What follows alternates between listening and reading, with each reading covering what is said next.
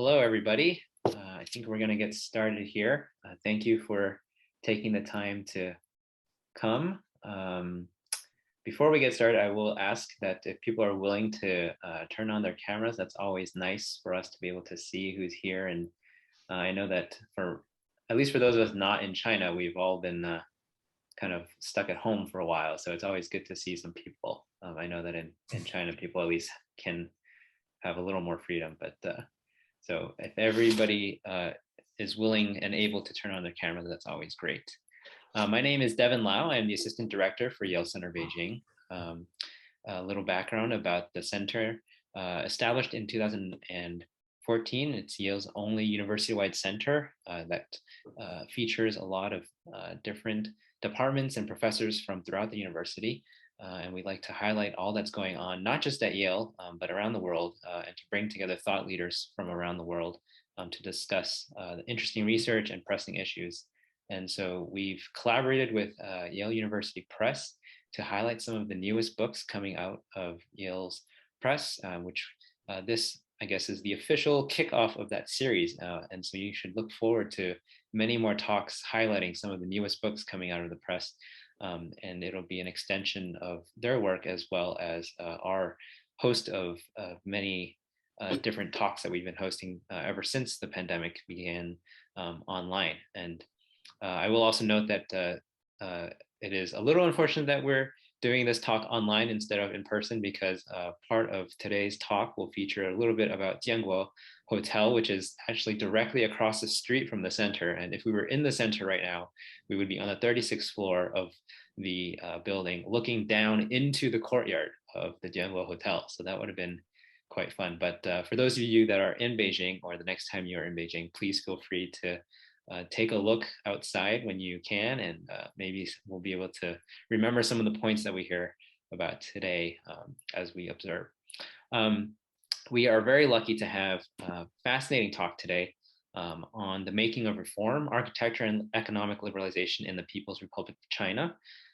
We will first hear from Professor Roskam, who is, I'll give the full introduction in a bit, and then we'll also hear from Yishi Liu of Tsinghua, and they will be able to interact a little bit and follow up within their own discussion of what they've spoken on, and then we will also have a time of Q&A with the audience to finish out the hour. And so as we're in the middle of the discussion, please feel free to use the chat function on the bottom of your Zoom screen and to leave any questions or comments, and I will do my best to get to as many of them as possible at the end of our time together.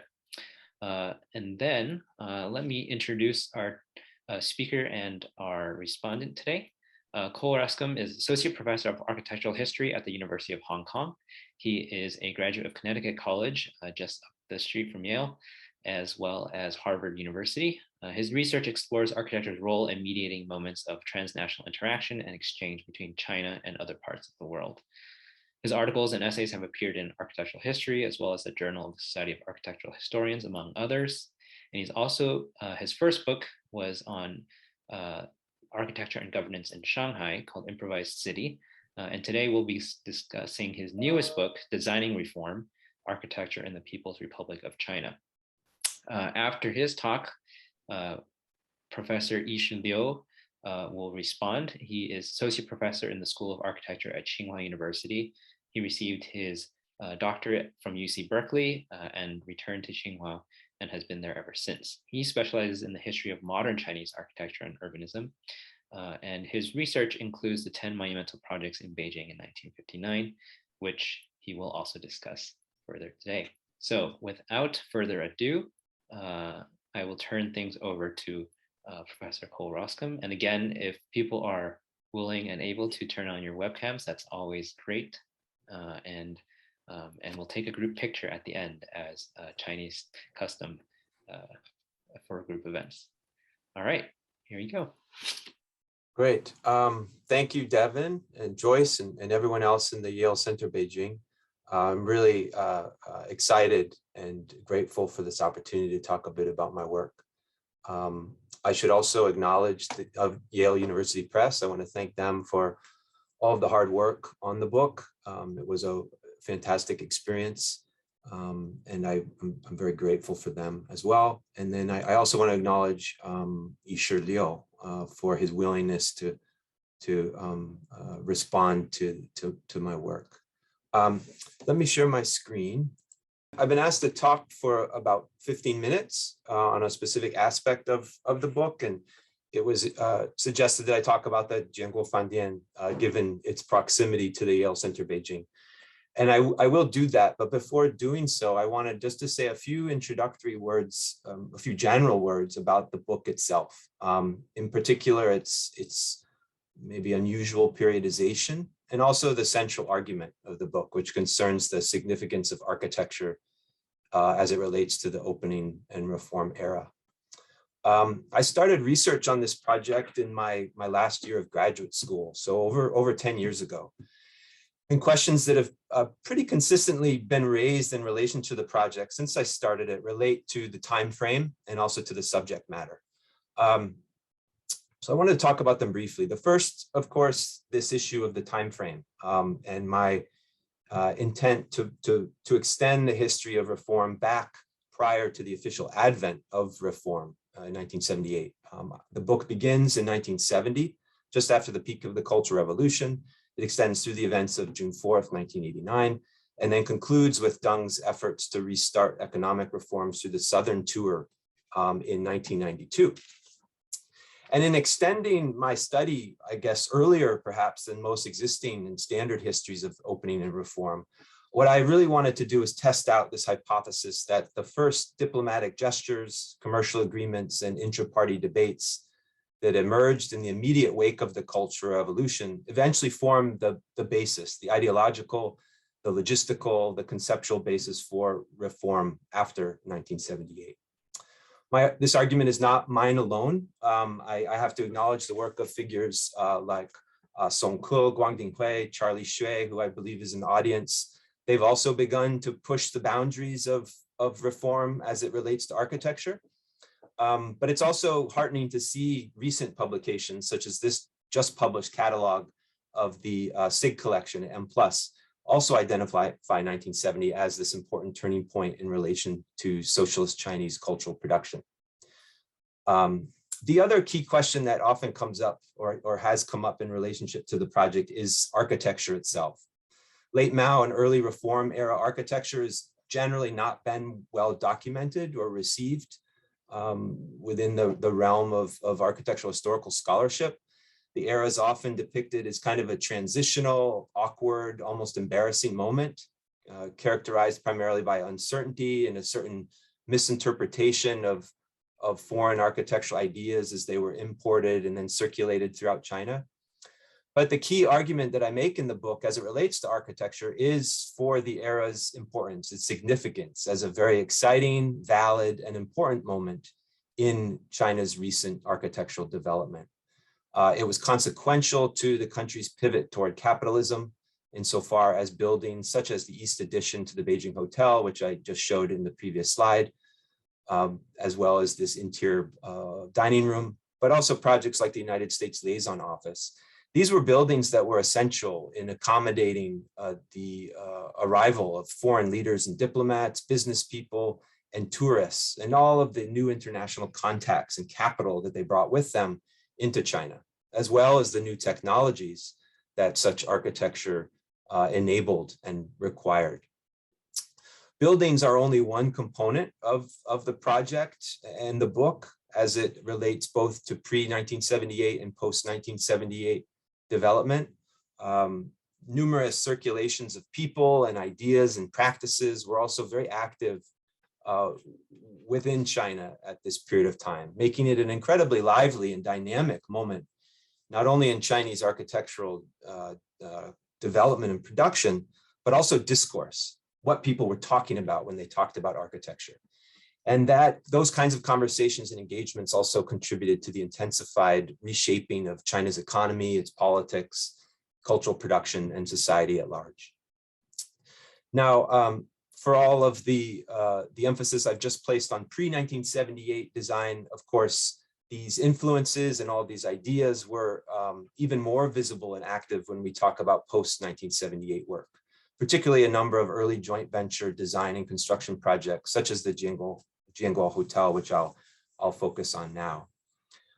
Here in the Jianguo, and as I argue in my book, we find an architecture designed to accommodate the various spaces, behaviors, and procedures of international finance and foreign tourism, while obscuring any ideological acquiescence that such accommodation may have implied. There existed significant factionalism within the party at this time over the nature, the method, the speed of reform, though as a developmental model, reform very much remained grounded in a singular architectural modernist vision that was focused on improving people's lives as quickly as possible without delegitimizing the party or endangering its grip on power.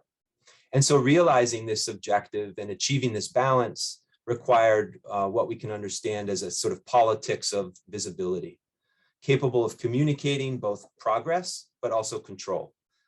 And this was a task to which architecture, but specifically the hotel as a particular building type, was uniquely equipped. Hotels required relatively little investment. They carried the potential for quick rewards and high profits. They became valuable conduits for foreign currency exchange at a time when China's limited financial resources made transnational monetary exchange difficult. Hotels also offered a means by which the international service sector, which was becoming an increasingly important component of the world's economy at the time, could be studied and assessed within China itself, particularly as the party contemplated a shift away from commodity-driven, state-directed economics into something more market and service-based. In this respect, hotels presented the Chinese government with a microeconomic model of the mechanisms and also the practices increasingly at work across global capitalism. And consequently, international hotel design and development was one of the first industrial sectors to be opened to foreign direct investment. It was one that seemed to operate both within, but also beyond the confines of governmental control in a way. And it helped to visualize a kind of new rehabilitated regime that was still in many ways beholden to the ideological legacy of Mao and the Mao era. And so we can see that intent and that purpose literally inscribed in the China Daily headline that I show here, this idea of the Django Hotel as an embodiment, a physical embodiment of the open door policy itself. The Django Hotel was one of 3 joint venture agreements finalized by the Chinese government after 1978. So it was a very important, but also a speculative project. It was the first joint venture hotel to be completed in Beijing in April 1982. And it was so new, in fact, that there was an absence of any kind of governing agency capable of assessing the project's potential. And so it necessitated the approval of all 12 vice premiers and vice chairman of the Standing Committee of the National People's Congress. So it was very much a groundbreaking endeavor in all meanings of the word. The Jianguo was designed by the Chinese-American architect Clement Chen Jr., who's featured here in a very provocative image in the lobby of the Jianguo. The logistical support of the Beijing branch of the International Travel Service in China was also essential. The hotel also had the financial backing of the Hong Kong and Shanghai Bank, which had just begun to explore tourist-related infrastructural projects in China at the time. Chen was born in Shanghai before migrating to the United States after World War II, or after his family migrated to the United States after World War II. He studied architecture and engineering at RPI in New York State before working as an architect in the Greater Bay Area in San Francisco. And it was there that he first became known for a series of collaborative development projects, primarily in relationship to hotels. Projects like the Holiday Inn, including the Palo Alto Holiday Inn, which was finished in 1973 in Palo Alto, an image of which is shown here. And that's an important prototype or precedent for the Django Hotel itself. Over the course of the 1970s, and as China was beginning to open up, the Palo Alto Hotel became a very popular destination for mainland Chinese delegations to the Bay Area, in part because Chen's wife served Chinese food at the hotel. and it became the physical and also the operational prototype for the Django Hotel. So it was a familiar space for officials, but also Chinese academics who were circulating through the greater Bay Area. What also makes the relationship between the Bay Area and the Django Hotel notable is the involvement of Yang Hochang, who's one of the pioneering private architectural practices in China. He worked with Clement Chen on the Django Hotel. It was one of his first jobs, in fact. And he, in an interview I had with him, he remembered producing the detailed drawings for the Django Hotel's window fixtures.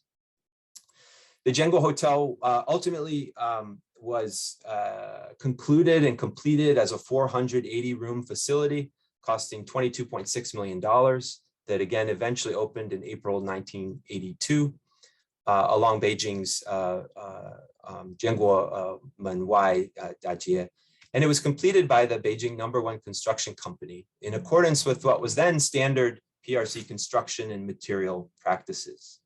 Programmatically, the Beijing project hewed very closely to its Palo Alto precedent, which we can see in these comparative images here. Both buildings featured a central lobby that contained all of the main dining and recreational options. And then on either side of the lobby was featured two carefully landscaped courtyards with pools, largely shielded from public view, and that's not insignificant. 2 blocks of guest rooms lay to the hotel's north and east, distinctively arranged in a series of kind of fragmented, disaggregated series of massing series.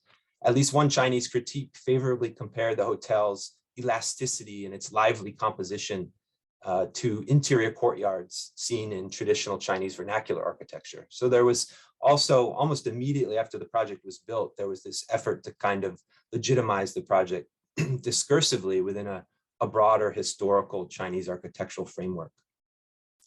Interestingly, the project also featured this roundabout driveway. We can see that also in the Palo Alto Hotel. That, of course, was for automobiles, despite the relative absence of cars on Beijing streets at this period of time. Now, in moving from the exterior quickly into the interior, we can see really a kind of incredibly dynamic, distinctive environment at play. The inclusion of an indoor swimming pool, color television, touchtone telephones in each room. All of these technologies were incredibly rare items in China at the time, but they were seen as necessary to ensuring the building's status as China's first quote unquote international class hotel. The hotel's main purpose, of course, was to support both international tourists and also business people who were keen to establish new commercial ventures in the PRC. The hotel's first floor, in fact, would become popularly known as Wall Street for the number of international baking representatives and agencies that would set up shop there. So office space was incredibly limited in China at the time, and hotels began to serve as kind of de facto professional spaces where business ventures could be set up before transitioning into other forms of architecture. Visibility really was a crucial component of the hotel's mission. Reformers within the party were adamant that average Chinese citizens see the building, but that in fact they only see the building, and there were certain risks attached to access into the hotel. The prospects of China's rapid, uncontrolled integration within the global economy and the kind of jarring, destabilizing nature of these new buildings, these new hotels, all posed potential political and social challenges. And so access to the hotel was in fact prohibited to average Chinese residents, with the exception of trusted cadres, guest acquaintances, and hotel staff, all of whom were trained by the Hong Kong-based Peninsula Hotel Management Group. Average Beijing citizens could not enter the building. And in fact, the building's recessed entrance was designed in a way to ensure that no passersby would actually gain entry, even as its glass facade projected tantalizing views of comfort and convenience and luxury inside. I found among numerous other anecdotes and quotes tied back to the Django Hotel this fantastic description by Orville Schell, who was then writing for the New York Times and the New Yorker. And in 1983, he described the hypnotic effect of this new building on gathered crowds. He described it as creating, quote, a silent phalanx of common people staring transfixed through the plate glass windows at the activity inside the brightly lit hotel lobby. So that gives a sense of kind of the, again, the jarring, destabilizing nature, the newness of this project and the spaces that that composed it. Financially, of course, the Django was an immediate success. It remained 95% occupied more than a year after its opening. Its net profit reached $1.5 million in its first year. It annually doubled its profit each year between 1982 and 1986 amid an exponential growth in China's international tourism. Where it was also incredibly consequential was in connection to discourse, and to how people were discussing and debating architecture.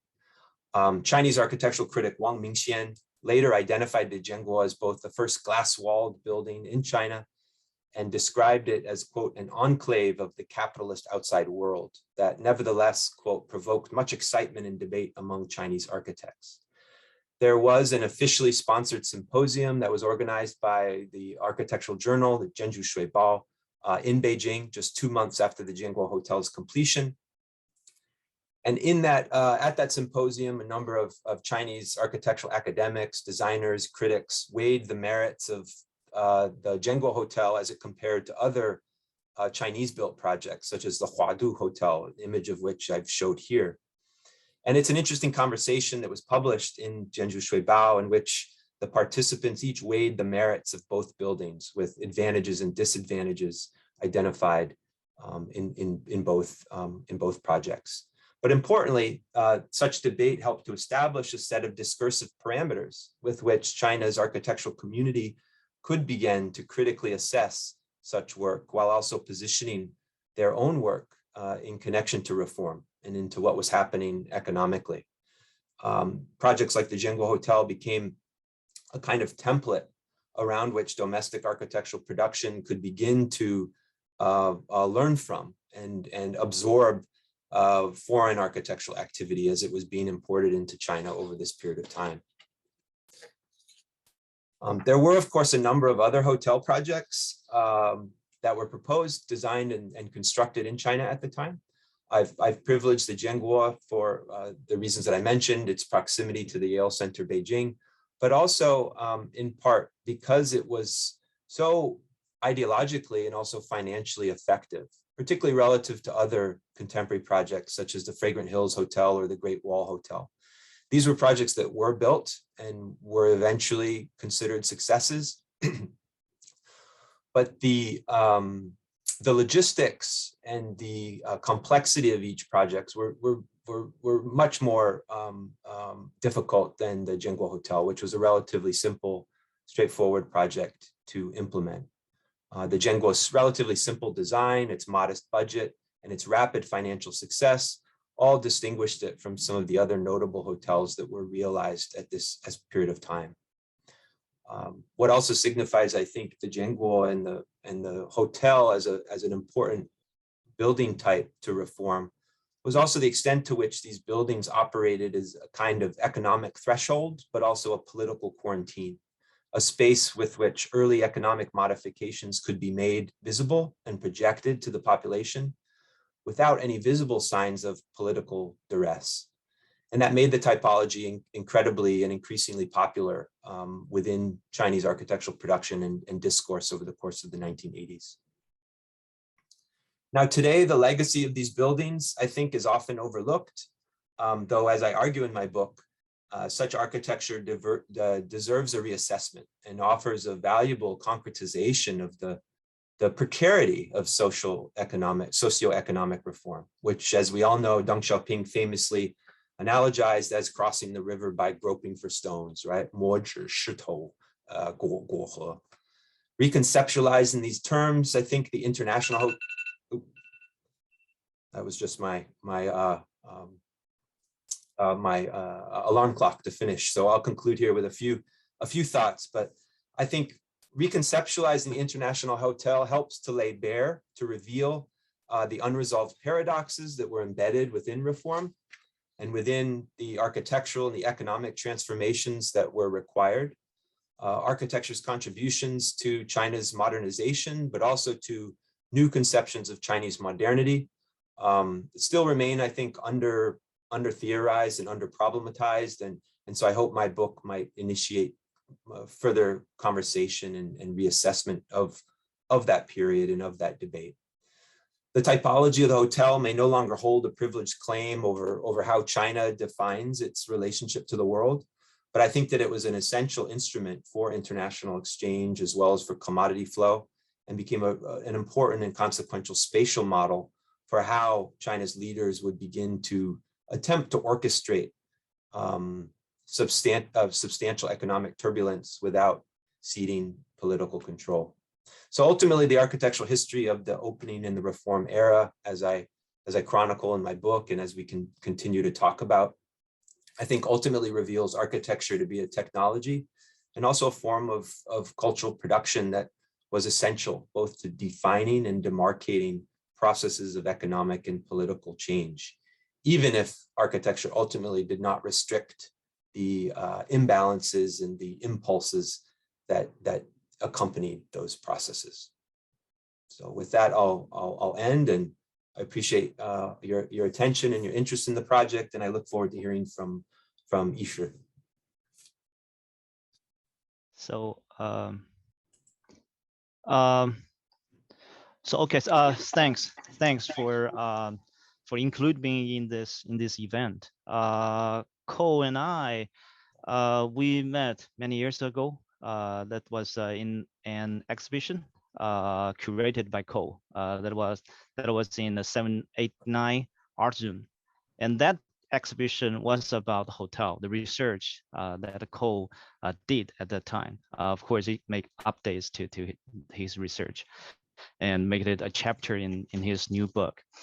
But I'm surprised you did not talk much about the structure and other contents of your book. And this book is provides a fuller picture of the Chinese architectural industry since 1970 to 1992, which covers not just design, but also education, technology, architectural technology, and many other things in this book. So this is very good, as Cole calls this book, a documentation. It's a very good documentation, and which of course a good contribution of English book for readers to know things, what happened in the 1970s, since 1970s onwards.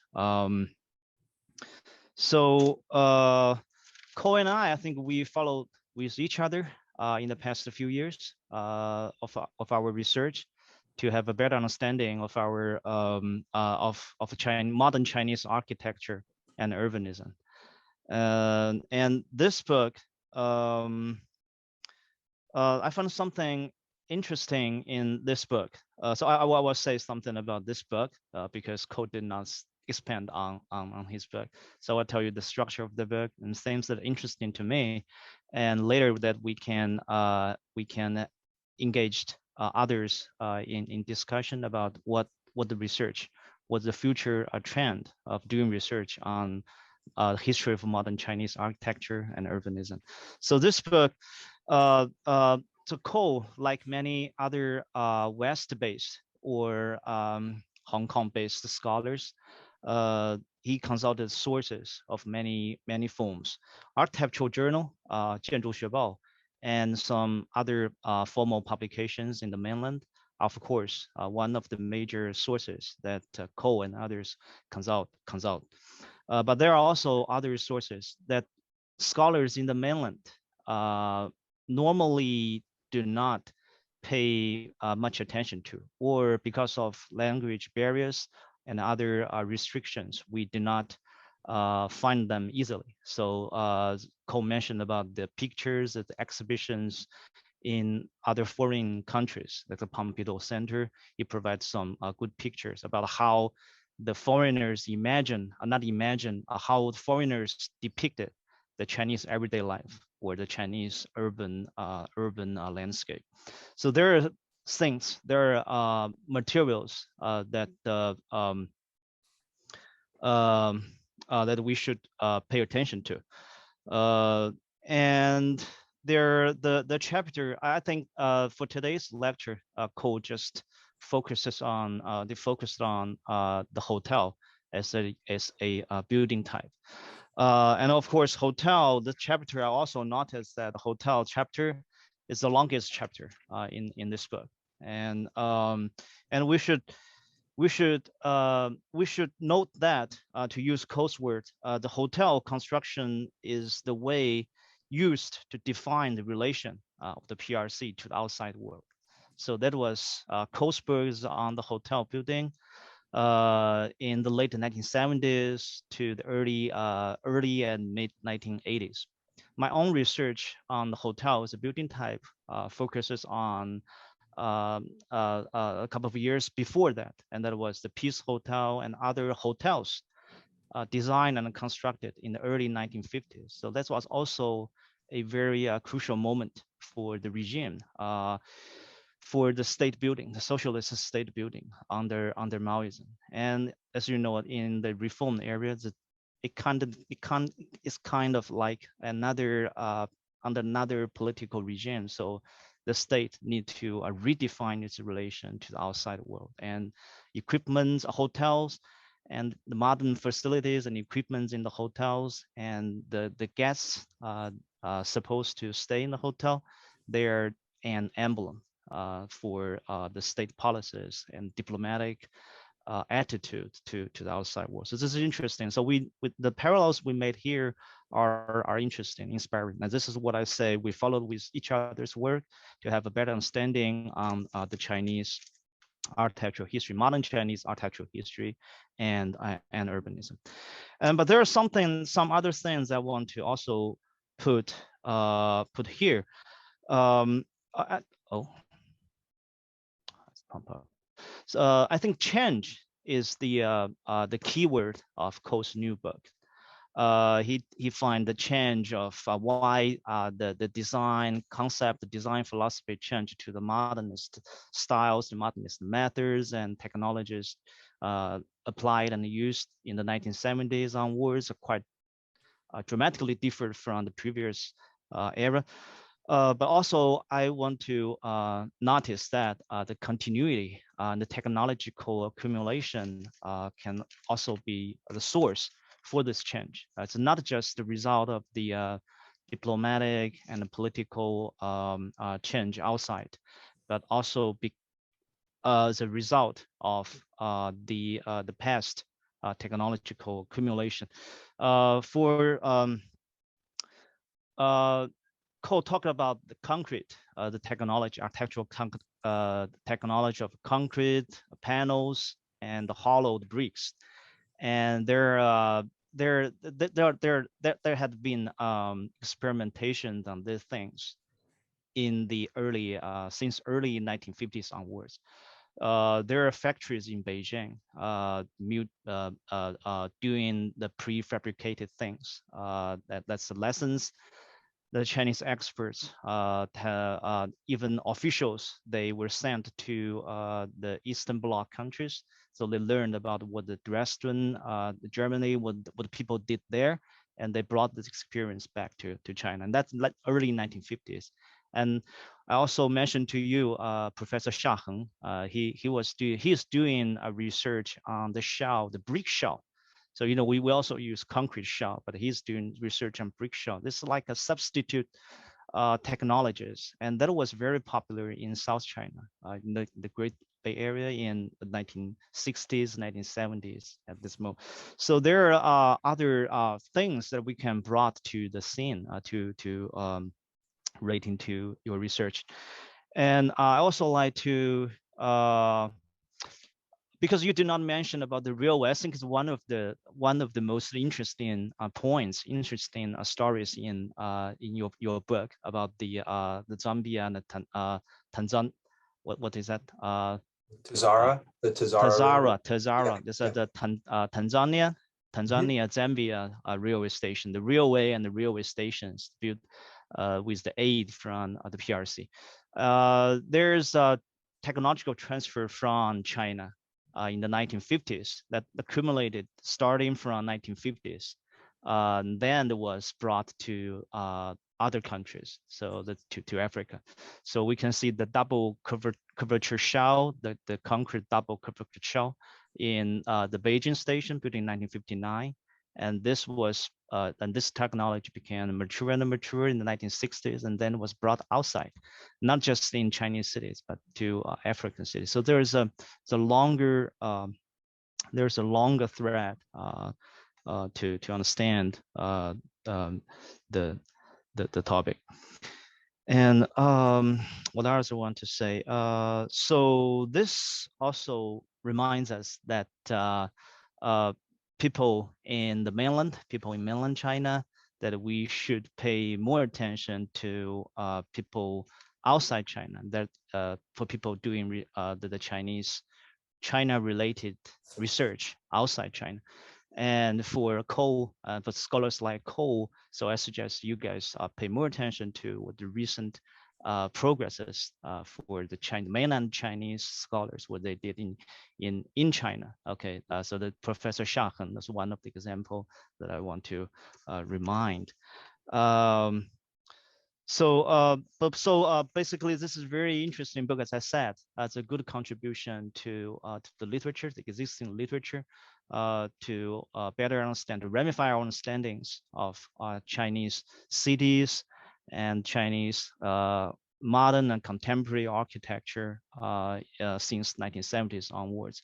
I'm not really an expert of architectural history of that period. That's more concerns more about geographical research and contemporary stuff. I'm a more traditional historian, so I focus on the pre-1970 history. But I saw that Professor Shuchuli and other colleagues in the audience, so maybe we can engage them in a discussion as well. So that's my comment. Thank you. Fascinating, great. So Cole, I mean, you can go ahead and kick off with any additional comments that you have with what Yishi brought up. And then if people have comments or questions, please feel free to start either leaving them in the chat box or even raise your hand on the as one of the Zoom functions is raising your hand, and I'll be happy to unmute people so that you can jump into the conversation. Yeah, well, may I add that because there's a chapter on the Shenzhen and the Great Bay Area in Cole's new book. So Cole, would you please expand a little bit more on that, so maybe we can invite Professor Charlie Xue for comments and have some interesting what he had to say. Yeah, thanks Yishi for your comments. I appreciate them, and I particularly your point about the fact that although we don't work necessarily on the same time periods, we're both studying how change and moments of transition materialize into architecture, and the extent to which architecture is actually contributing and participating within those moments of change. I think there's a tendency to look at architectural history and understand architectural history in connection to themes like continuity, constancy, right? You use the word tradition, but a closer look at these buildings and the activities taking place within them, the processes that they may have catalyzed, all speaks to kind of a very different narrative that relates to experimentation, uncertainty, change, to quote you, quoting me. So I think it's great to hear you kind of tie those threads and extend them back even earlier to the immediate post-49 period. What I was trying to do in the book and in all of its 9 chapters is, as you also point out, to look at a different way that architecture was participating in reform. So the hotels constitute one chapter in that history, but there were fascinating, exciting changes taking place in connection to how architects were working within China. The role of the hollow brick and wall technology, as you pointed out, the kind of reintroduction of that technology after the Cultural Revolution, and its gradual deployment over the course of the early to mid 1970s. of course, the diplomacy of architecture as it relates not just to what was being imported into China, but what China was exporting, and the fact that it was very, very much a kind of circulatory system, not a unidirectional system, but definitely something that was bidirectional and very fluid at the same time. There's another chapter in the book that looks specifically at discourse, at the writing about architecture, the terminology, the vocabulary, the various isms, modernism, postmodernism, and how these ideas were transforming architectural media in China. There is a chapter on, as you say, Shenzhen and the special economic zones. And in that chapter, I tried to look specifically at architecture within the special economic zone, rather than to kind of rely only on that macroscopic view of the zone itself. I really tried to zoom into something at the scale of a building.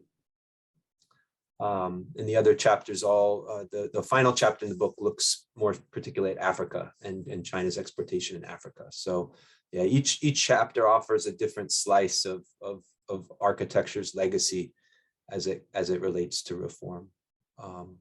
And Charlie, of course, is someone else who's looked at a number of those slices and sections through his own research. So I don't, Charlie, you must have questions and comments. It's nice to see you. Thanks for being here. Oh, thank you so much, Chair. And thank you so much, Professor Roskam and Professor Liu. And I would like to congratulate Cole and first for your new book. I remember this is your GRF project, and after so many years accumulation, and finally you have a book published by Yale University Press. So I would like to congratulate and first. And I already asked our library to order your place and order your new book, and I hope to read it soon. And I think you position yourself in the hotel, especially in Django Hotel. I think that is a very clever point, and you place emphasis on Django Hotel, and it's American type hotel. Although I'm paid design frequent here hotel, but that is a very location, very topography oriented design, I'm paid design. But Django Hotel is American form, American commercial form, imported China. We remember that in the 1950s, Hilton Hotel and imported to the Middle East, and that together with the American exportation of American architecture and bring the westernization and modernization to the Middle East. So I think Django Hotel has a symbolic meaning for the Chinese modernization in the 1980s.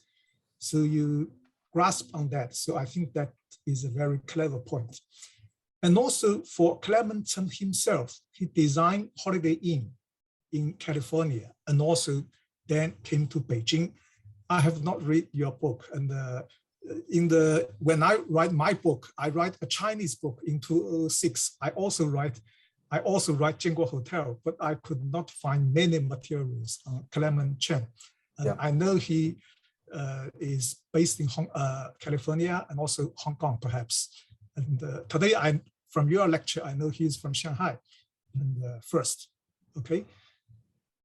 So that is the material of the architect. He is a developer, and I know he also owns part of the Django Hotel, right?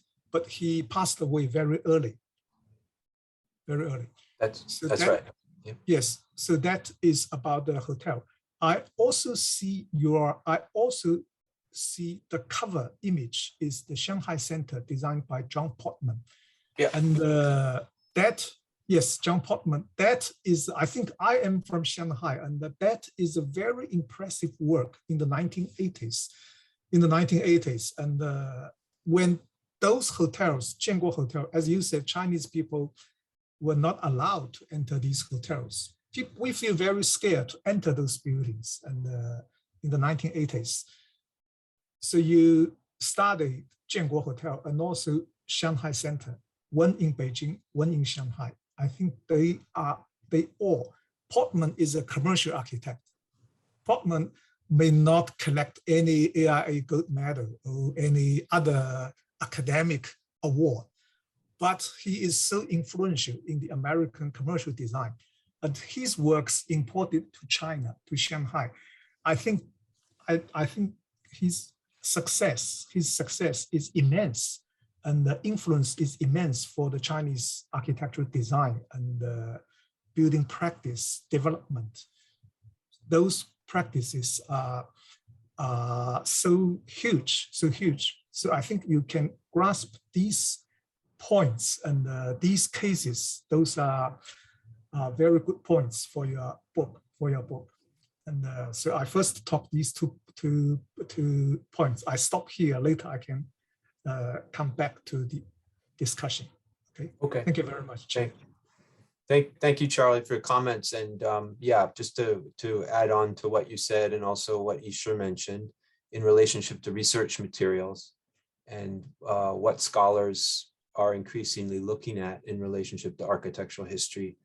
I conducted a number of interviews, over 20, 25, even 30 interviews with figures who worked in the Portman offices, as well as with Clement Chen's son. So as you pointed out, Chen himself is passed away years ago, but his son was wonderful, amazing interviewee. I actually spoke with him 2 separate occasions and learned a lot about the history of the hotel, the history of his father, his early professional career. I also spoke with Zhang Yonghe, who was incredibly helpful in connecting some dots for me about how Chen and his work related to what was happening within China at the time, and some of those connections that were made. So interviewing was an essential part of the research for me, to learn more about what was happening in the design process. So that gives you a very solid foundation for the writing. We should learn from that. Okay. Well, oral history is now becomes more and more popular in mainland China in recent years. Yeah. And I also consider interviews and oral history. Interviewing with people who participated in that event, in the construction design process. So which means they're now in their 80s or 90s years. So this very old people, but they can recollect very clearly what happened at the time. Of course, it's one form of core materials, as I call them, one form of core materials. But the credential of oral history is comparatively lower than other forms of materials like official archives and other sorts of forms. So for my research, it's very personal. So for my research, I consider the blueprints. That's the one of the most important things. So without blueprints, this something we can short of convincing power to convey to the readers. And I also consider the research on process. So there is a long process to first initiate design a building until it was finally built up. So there is many changes, alternations, and the different parties have their own concerns and the profits and interests to be brought in. So this process, the research on the process or processes, was to me, that's one of the most intriguing point of my own research projects. So that's for me. So, but we mostly concerns about materials from archives, different archives. Okay, there's departmental archives, there are municipal archives, there are even construction archives, which is not oftentimes open to the public. But as I mentioned just now, for West-based scholars, they had the broader vision of different sorts of evidences and materials that we can consult including other materials and evidences in other languages. So this is something that we, I think, people in the mainland, in China, inside China, should learn from our colleagues, such as Ko. So.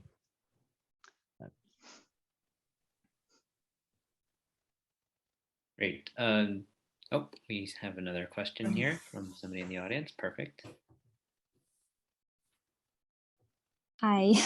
Hello, Cole. Congratulations for publishing your new book. I don't know if you still remember me. We met in Sydney in a conference before, and yeah, I've been reading a lot of your works.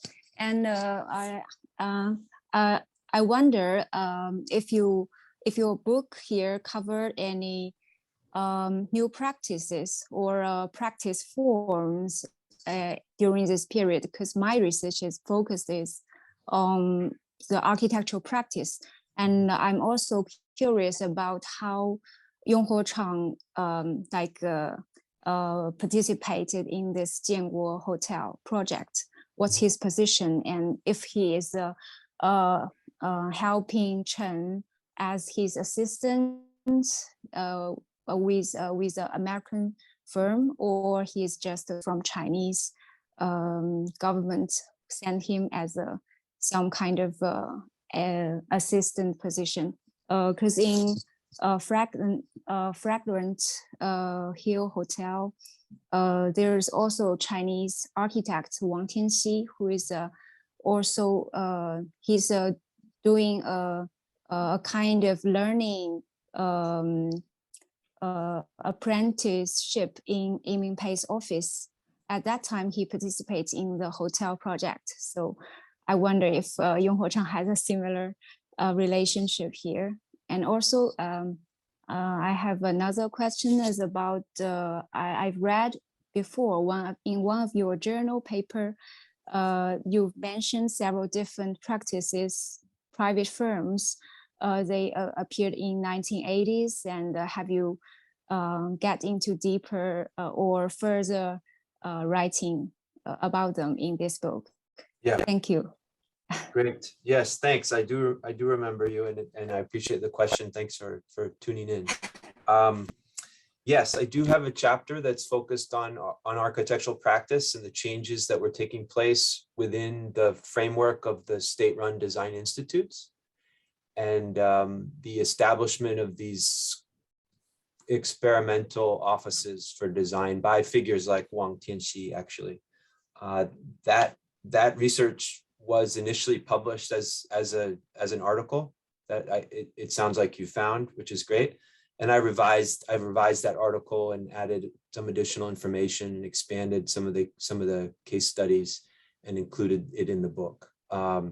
So there is a chapter that is looking at how different ways of working, different organizational structures in relationship to the architectural practice were beginning to be introduced, in part through joint ventures like the Django Hotel or Fragrant Hills. People like Young Ho or Wang Tianxi were really essential conduits and kind of mediating agents in this process.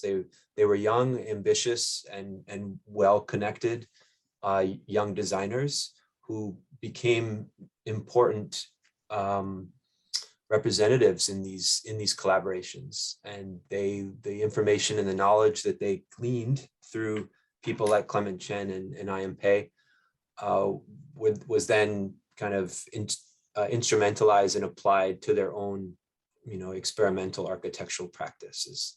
So yes, all of that was happening at the time. When I talked to Young Ho, he was a bit vague about how he had come to work for Clement Chen. It may have been under some kind of official pretense, given that his father was, of course, incredibly prominent architect within the Beijing Institute of Architectural Design. But he was at Berkeley at the time. He was training and studying as a young architectural student at the time, and so he wanted to learn from Clement Chen. And as he told it, he was a an apprentice of sorts. He did pretty menial design work at the time. As I mentioned in my talk, he remembered very fondly doing some of the detailed drawings, the detail work for some of the windows of the Jianguo Hotel. So, but he remembered the relationship and the project very fondly, and spoke, very kind of nostalgically about it as being a really important project for his development as an architect. Thank you very much. Great. Does anybody else have any questions? I know we also have quite a few practitioners in the audience as well, so that might be another interesting angle if anybody wants to ask any more questions. Yes, there we go. Okay, as Kate.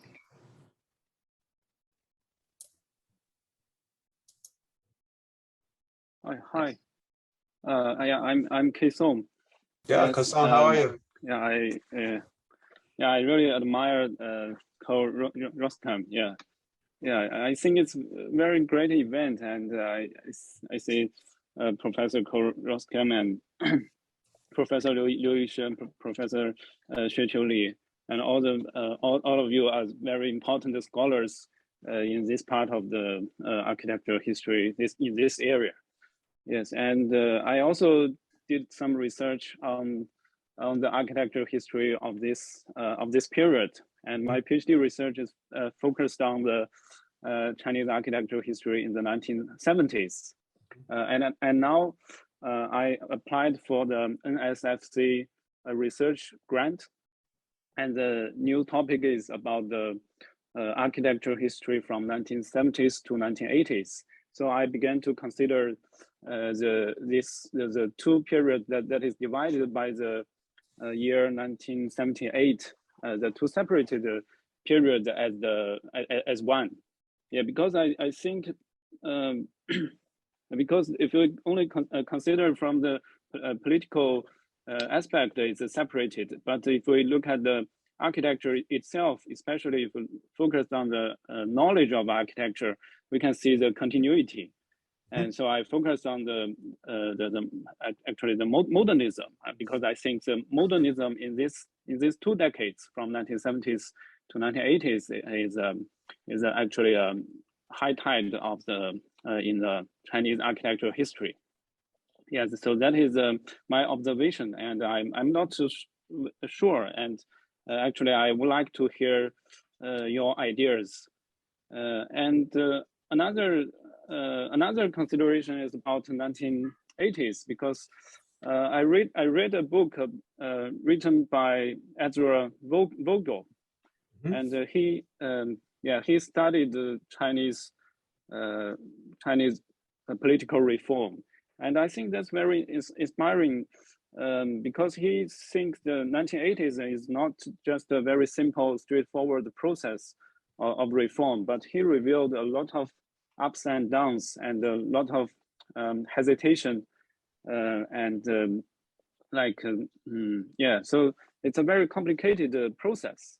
Yeah. So I think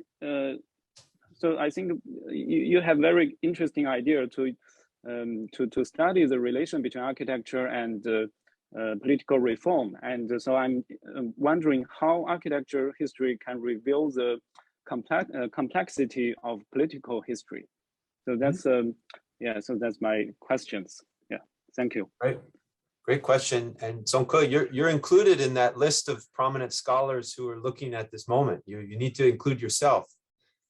You mentioned Charlie and myself and Yishi, but your work is fantastic, and I cited your dissertation in my own book.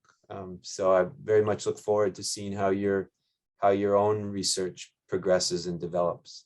But this question you raise, I think, is essential. This idea of what architecture can contribute to our knowledge of political change, and that was very much at the core of what I was trying to study. And I found that architecture aligns and can be harnessed to a certain extent in relationship to a political campaign or to an ideological shift, that there are certain ways that architecture can symbolize a broader political message.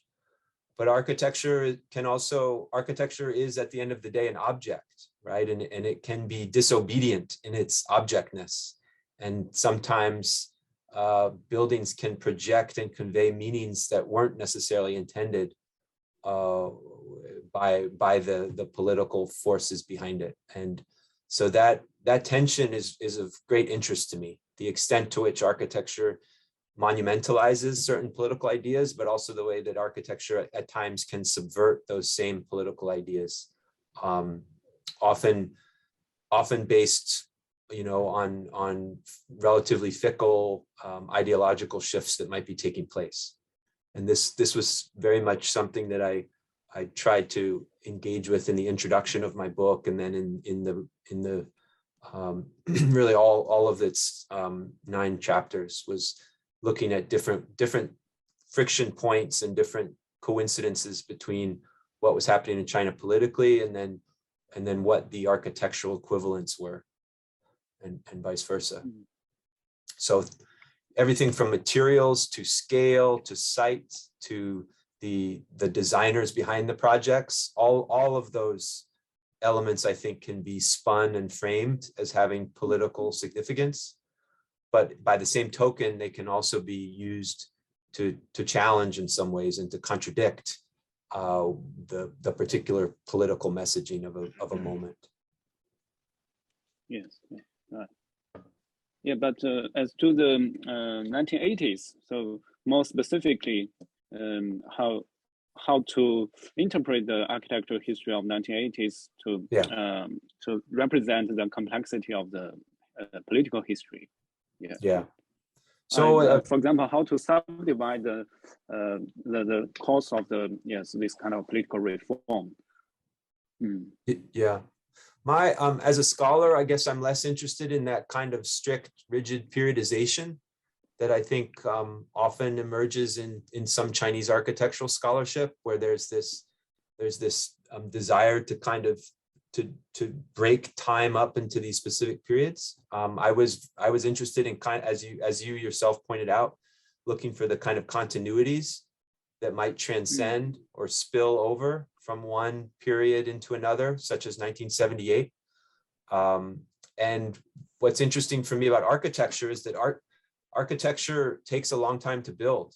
Architecture is also lasts for a long time, right? So this element of time and duration is at the core of architecture's political significance, and the extent to which it may project a certain message or the extent to which it subverts a certain message. So in the book, I looked at a project like the Fragrant Hills Hotel, which when it was initially proposed by Pei and was discussed among party leaders and also academics at Tsinghua University, there was a lot of excitement about the project, but also some anxiety about, for example, its site, right? Why Pei didn't want to build within Beijing, why he wanted to build outside the city, why he didn't want to build a high-rise, why he wanted to build something that was more sensitive and attuned to China's architectural traditions.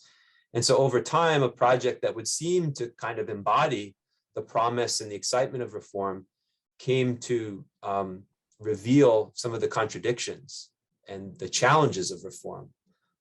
Pei insisted on a certain kind of material quality to the project that often didn't align with the economic conditions outside Beijing and the labor that was used to build a hotel. So that produced problems and tensions, and all of these kind of snowballed and manifested in the building itself, which was opened in 1983 and then quickly fell into some decline and became in quite immediate need of repair, in part because the party was neglecting it, and it did not necessarily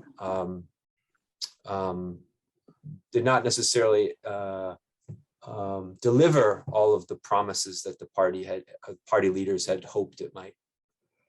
So that's one example of a building that I discuss in the book, but there are others that either align with political messaging at a certain point and then diverge from that political messaging 1 to 2 to 3 years later, in part because reform was such a challenging and divisive process. Yeah, thank you. I'm really looking forward to the book. I have ordered one. Yeah. Okay, thank you. Yeah, thank you. All right. Cole, do you have time for one more question? Sure, of course, yeah. Okay, so we'll make this the last question and then we can wrap up. Thank you very much for your lecture. And you have mentioned the Django Hotel has changed the financial of Shanghai. And if we want to know about it, which aspects we can talk and how we know the financial of architecture of Shanghai to know about the Django Hotel's influences. Just to make sure I understand the question, you're asking about the Portman, the Shanghai Center, and its effects on financialization in Shanghai? Yeah. That project is I think particularly significant, not just for Shanghai, but for China. And Charlie has written about the project as well. But in the book, I talk about its scale and as being incredibly significant, and the expense of the project as being significant because there was no other project that had cost that much in Shanghai at the time. But one quick example of how the hotel, or how that complex impacted or shaped financialization in Shanghai was that over the course of negotiations between Shanghai party leaders and the Portman office, there was a question about the nature of the joint venture and what elements of the hotel and the retail complex would benefit the party, and what component of the Shanghai Center would benefit Portman. And there are one of the notable features of that hotel is that there are a series of short-term rental condominiums that were designed in the Shanghai Center, specifically for business people who would be based in Shanghai for relatively short periods of time, like 8 months to a year to maybe 2 years. It would be based there by their companies. The party didn't understand, or members of the party didn't necessarily appreciate how lucrative short-term rental, business rental was. And so the idea that these condominiums could be rented out at a premium for very short, intense periods of time, like 6 months or a year or 2 years, was not something that again, the party appreciated. And so Portman eagerly maintained management control over those condominiums and benefited quite quickly economically and incredibly lucratively at the party's expense, simply because it was an economic model and a spatial model that didn't exist in China at the time. And so once it was realized, and once the economic benefits of a model like that were apparent, officials quickly adjusted and revised their models. But that was one example that I uncovered in my research. Fantastic. Thank you so much. Thank you, Cole and Liu Yishi, for joining us, and also for all the unofficial participants who contributed wonderfully to the discussion. Fascinating discussion, and a lot more we can discuss, which is why it's a great opportunity to say the last word, which is please go out and get Cole's book from Yale University Press. It really is a fascinating and quite thorough documentation of many of the wonderful things that he's been studying. So thank you all for joining us. As per tradition at Yale Center Beijing Zoom events, we ask that people will turn on their cameras so that we can take a group photo, which is a very common Chinese activity that we do. So if you're willing to and you're able to, please turn on your cameras, look at that camera, and my team will be taking photos for us. All right. And as we're doing that, I will unmute everybody, and you can all feel free to thank our discussants yourselves. Thank you, Cole, and thank you, Yishi. Thank you for your time. Really wonderful talk. Congratulations. Thank you. Thanks, and thanks to everybody for tuning in. Congratulations, cool. Okay, cool. Thank you, everybody. Good, Hope to good. see you. Thank you. Thank you. Thank you. 再见。